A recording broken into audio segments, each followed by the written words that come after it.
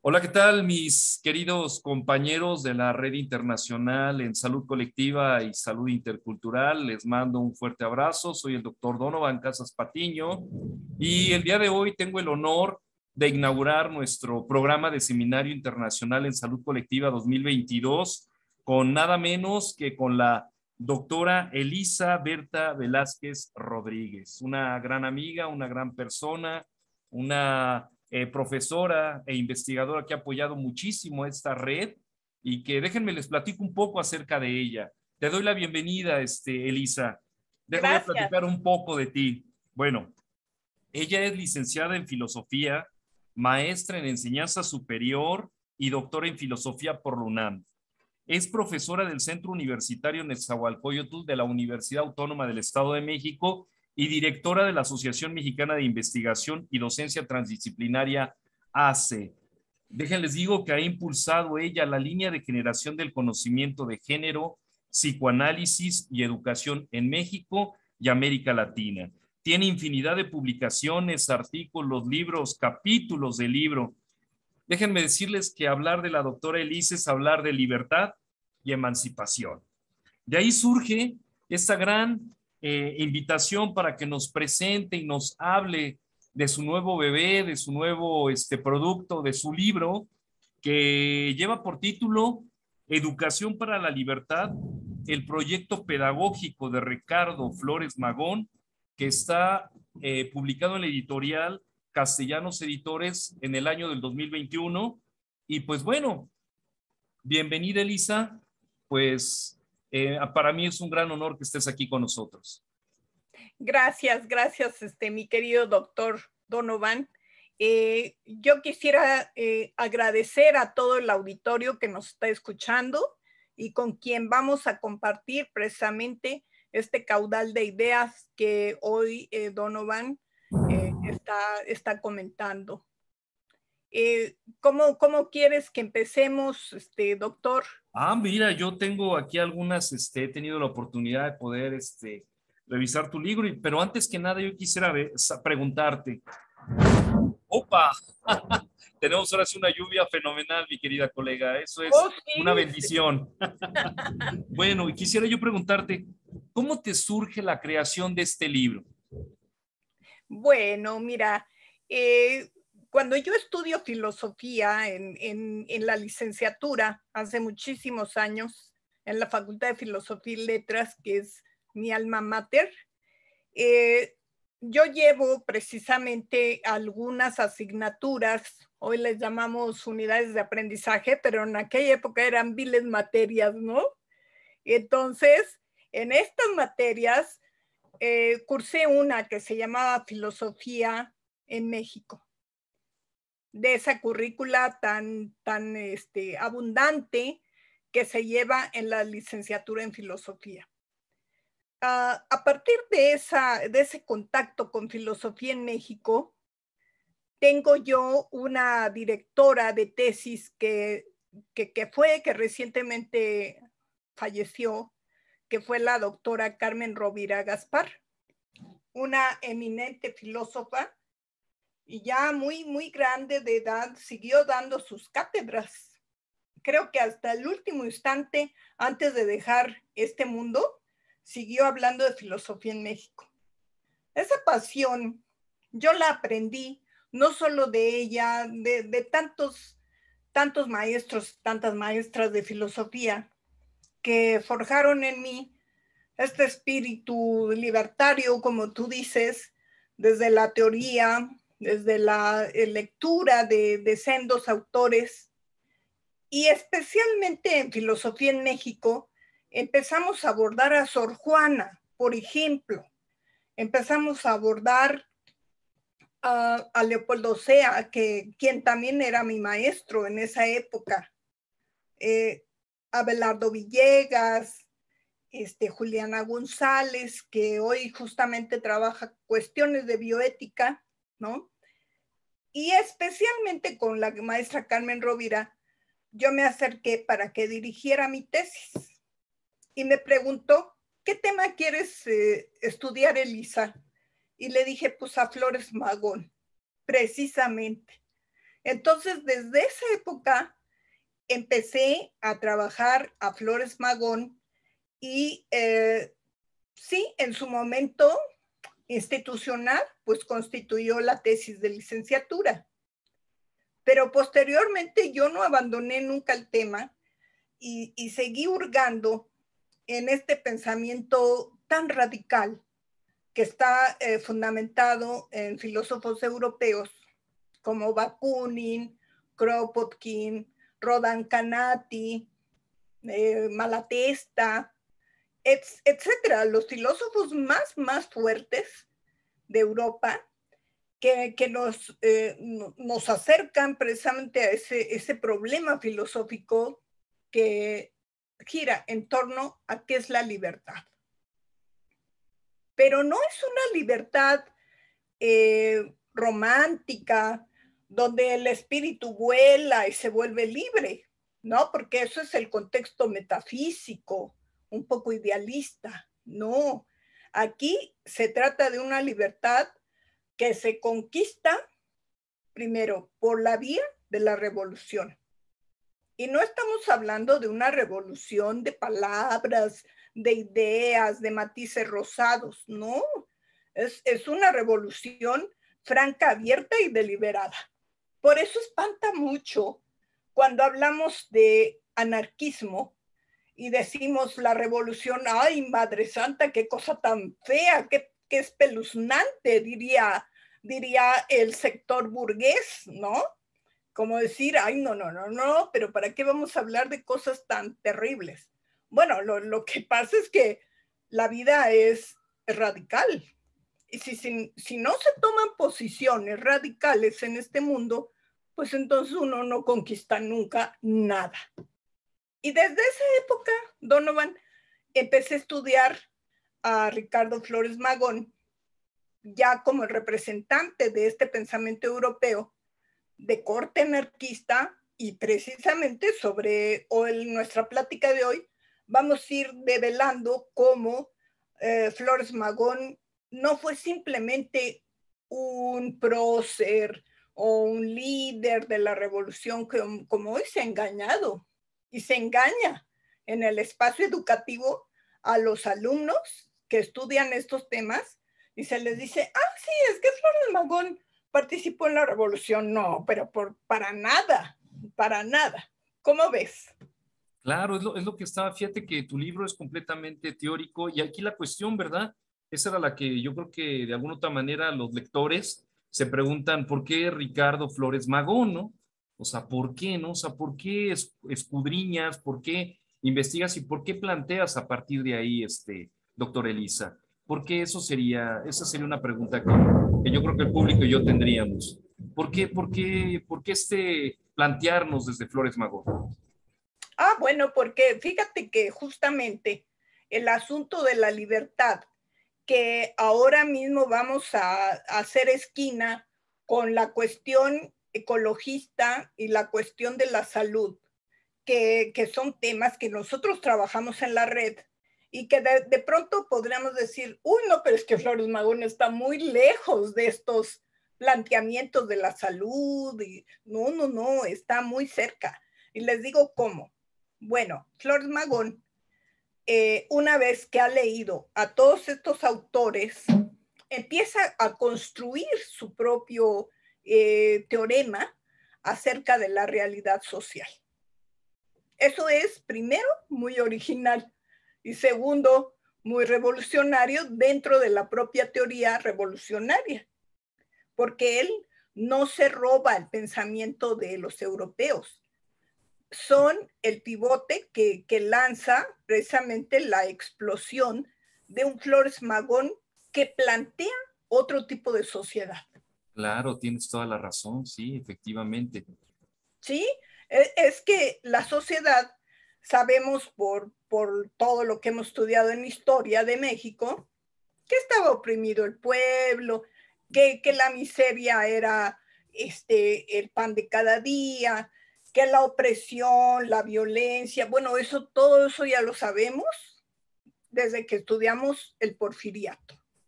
Claro. Pero de pronto hay intelectuales fuertes como Flores Magón, que se tenían que esconder en una buhardilla, en un sótano, para estudiar estos temas, para discutir en foros abiertos, imagínense abajo de una escalera o en un cuarto oscuro, tenían que discutir cómo podrían trazar un camino a la revolución. ¿Y en qué consistía la revolución? ¿No? Claro, claro. La revolución consistía no solo en la sangre y las armas, sino era la revolución de la conciencia para un México que estaba dormido y que pensaba literalmente que eso se merecía la opresión y el dolor, porque pues era el destino social. Entonces, cuando Flores Magón les dice, no, es que cuál destino ni qué nada, no, vamos a trabajar porque esto cambie, ¿no? Y empieza a ser por medio de Regeneración, que es su fuente de comunicación, que es el periódico histórico que marca toda una época de Ricardo. En Regeneración viene el ideario político, precisamente, de cómo hacer que hombres y mujeres lleguen a la igualdad. Fíjate, ya está hablando de género, de equidad de género. Entonces quiere decir que Ricardo no solamente dijo, vamos a emanciparnos a partir de la supresión de los medios de opresión. ¿Cómo qué? Como el capital, la iglesia, claro. Incluso el matrimonio, son instituciones de altísima opresión. Claro, tienes toda la razón. Fíjate que con esto que me comentas se engrana completamente por qué partes de ese gran pensador, ¿no? Y que definitivamente esto que dices, como siempre, o sea, y como te presento esta cuestión de emancipación, de un pensamiento libre, pues es lo que deberíamos de estar procurando, ¿no? Desde diferentes espacios, ¿no? Desde diferentes aulas, cubículos, círculos de lectura. Efectivamente, tú siempre eres muy motivadora en ese sentido, ¿no? Y entonces ahí yo quisiera preguntarte, ¿hacia qué público, tú pensaste cuando ibas haciendo tu libro, hacia qué público ibas a dirigir tu obra? Sí, claro. Mira, este tema de la revolución, como lo voy señalando, tiene un fin, que es acercarle a los estudiantes, por ejemplo, de preparatoria, que puedan disfrutar de todo este pensamiento tan rico y sobre todo tan radical. Claro. Y cuando estudiamos la preparatoria, nos convertimos justamente en esos revolucionarios que se necesitan entre los 15 y los 20 años, claro, ¿no? Porque claro, es cuando el mundo se tiene que transformar a los ojos de un adolescente lleno de ímpetu, lleno de ganas de modificar, ¿no? Entonces, en realidad es un libro muy sencillo de leer. Sí, sí, sí. Y bueno, pues va dirigido a los jóvenes esencialmente. Pero nosotros, los investigadores, podríamos preguntarnos, ¿no? Bueno, pues si es tan sencillo, pues qué flojera, porque a nosotros nos gustan las cosas espesas. Las complejidades. Sí, ¿no? Pues no, la verdad es que nos va presentando este texto, ese puente entre la lucha de Flores Magón ante la opresión, pero sobre todo ante la salida. ¿Cuál es la propuesta? Ya.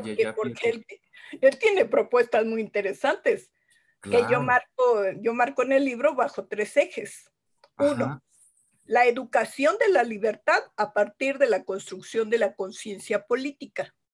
Y política no quiere decir que tomes partido político, le vayas al PRI o a la Morena o a X. No. La posición política del sujeto es en su entorno, en su contexto y con un fin de su propia realidad social. Claro. Es decir, el sujeto dice, ¿yo a dónde voy? ¿Qué soy y qué quiero? Es una posición política. Sí, que se debe de entender en estos tiempos tan turbulentos y de tanta manipulación de los medios masivos de Sí, comunicación. Efectivamente, es muy interesante este pilar que tú colocas, ¿eh? ¿Me sí, podrías claro. platicar el segundo y el tercero, colega? Sí, sí, claro. El Ajá. segundo es precisamente, estamos hablando de un Flores Magón ecologista. Fíjate, le interesaba conservar el planeta, darle a la naturaleza su justa dimensión, no rebasarla, no utilizarla como el capitalismo utiliza todo. Si ves un bosque, pues lo cortas porque te estorba para construir una fábrica, ¿no? Ujú. Si hay maleza en una brecha, pues cortas la maleza y haces una gran carretera súper, ¿no? Y cobras la pista. Claro. Esas son, digamos, gajes de la modernidad y del capitalismo. Sí, estoy de acuerdo. Pues precisamente Flores Magón dice, vamos a detener la destrucción del planeta, de la naturaleza, y vamos a luchar porque en la conciencia social también se albergue el deseo de continuar a la par de la naturaleza. O sea, no estamos divorciados, nosotros somos seres de la naturaleza, Claro, claro. Fíjate ¿no? qué interesante posicionamiento respecto a ecología y muy necesario en esta cuestión que hemos perdido nuestra huella ecológica, ya rebasamos esta huella Sí, ecológica, como bien dices en sí. este planteamiento. Y el tercero, colega, ¿cuál sería el tercer El eje? Ajá. tercero precisamente es hacer un mundo en la educación donde prive la equidad de género. Fíjate.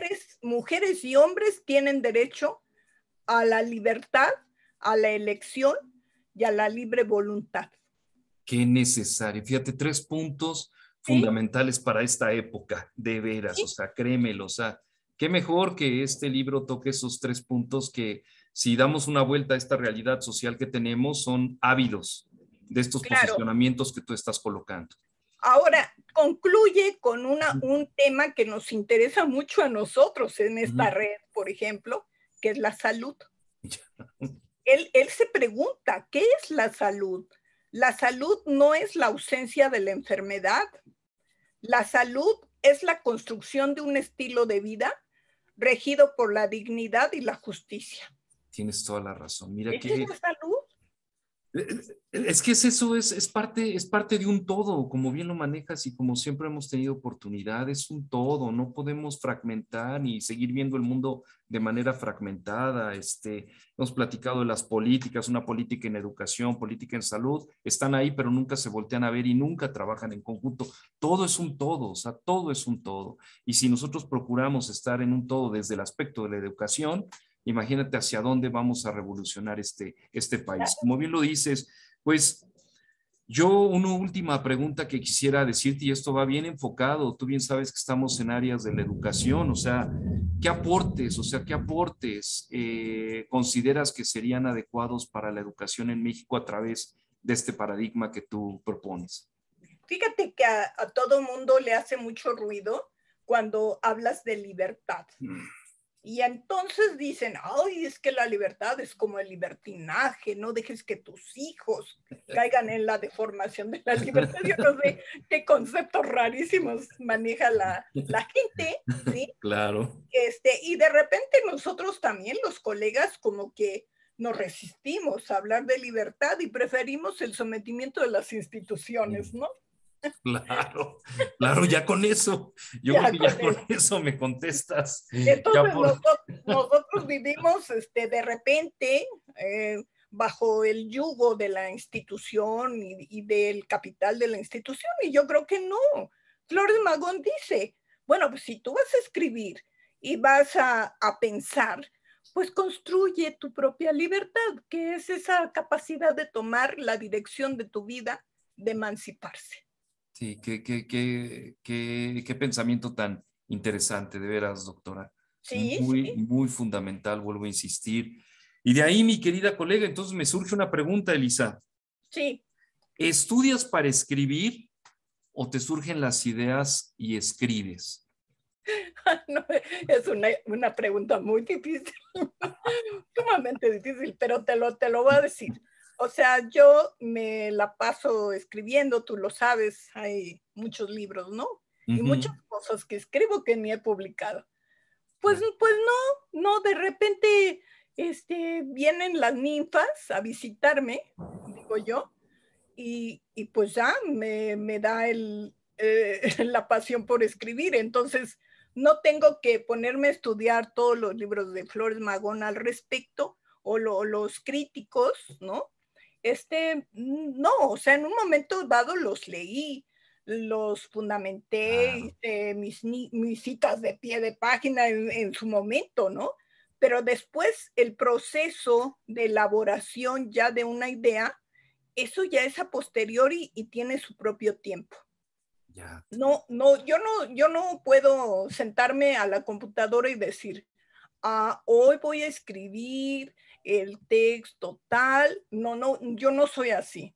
O sea, a mí me surgen ideas medias locas y empiezo a escribir y luego pues ya voy arreglando el texto hasta que ya está decente como para leerse, ¿no? Ay, te agradezco, ¿no? Esta contestación a la pregunta. Y yo quisiera aprovechar en tu experiencia como escritora ya de muchos años, porque hago comercial, ¿eh? Pueden consultar todos sus libros ¿cómo se llama? Ahí googleando ahí y ahí los pueden consultar los libros de la doctora, ¿verdad? ¿Qué experiencias quisieras comunicar a los nuevos escritores, colega? Bueno, yo les diría que si partimos del pensamiento de Flores Magón, que dice, atrévete, como dijera Kant, atrévete a pensar en el siglo de las luces, ¿no? Rompe con el dogmatismo, que era el oscurantismo antecedente al siglo XVIII, pues yo diría que Flores Magón es igual, ¿no? Atrévete a escribir lo que tú piensas. Eso no quiere decir que uno sea sistemático, metodológico. No, pues digo, todos sabemos usar metodologías para investigar, cualquiera que sea, pero eso te da formalidad en tus investigaciones. Por lo tanto, no son ideas sueltas y locas que no tengan fundamento, no. Más bien, el fundamento es cómo vas construyendo tú la idea, que sería el concepto en filosofía, y Sí. ese concepto lo vas elaborando y reelaborando a tal grado que un día termina siendo un libro, ¿no? Ya. Uh-huh, uh-huh. Doctora, pues dígame dónde podemos consultar su libro, dónde lo podemos comprar, dónde lo podemos adquirir. Aquí abajito en este link tenemos ya, tenemos, pero también dónde más lo podemos conseguir, colega. El libro físicamente va a estar precisamente en los lugares donde tenemos la red. Ok. Donde tú estás como Claro. presidente de la red, tú tendrás la disposición del objeto físico, ¿no? Ok. ¿Sí? Que yo te Y, haré llegar inmediatamente. Y aparte existe un link donde pueden descargarlo por vía digital, hacen un pago a ese número de cuenta donde les van a contestar en el teléfono e inmediatamente se les descarga el texto. O no, hombre, sea, hay dos maneras. tenemos ahora esta forma digital e impreso. Pues, mi querida doctora Elisa, para mí ha sido un gran honor el estar contigo platicando acerca de este bebé, de este nuevo producto que tú estás realizando desde allá, desde estos pensamientos que tienes tan elaborados y que invito a toda la comunidad, a todos, a darle lectura a este libro que de veras les va a cambiar mucho su perspectiva de esta realidad social, de pensar en un nuevo mundo, en una nueva construcción. Espero que haya sido de agrado para ustedes. ¿Algunas palabras finales, mi querida doctora, para el público? Sí, bueno, pues justamente nuestra red se ha dado a la tarea de formar a nuestros colegas, a nuestros alumnos, a nuestros amigos, a nuestra familia, por esta vía